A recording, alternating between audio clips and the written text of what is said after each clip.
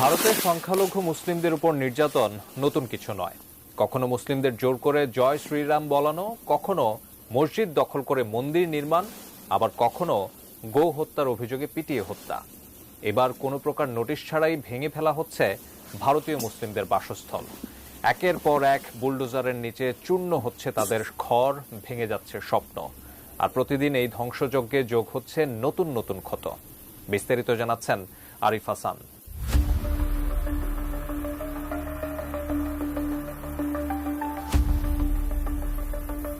ভারতের দিল্লির কাছাকাছি এক এলাকায় বাস করেন হিসাবরক্ষক শহীদ মালিক।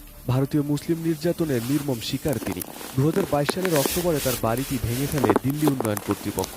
নগর পরিকল্পনার অজুহাতে কোনো জরিপ বা নোটিশ ছাড়াই তার বাড়িসহ আরও প্রায় 2 ডজন ঘর গুঁড়িয়ে দেওয়া হয়। আল জাজিরার এক প্রতিবেদনে বলা হয়, মালিক এই অবিচার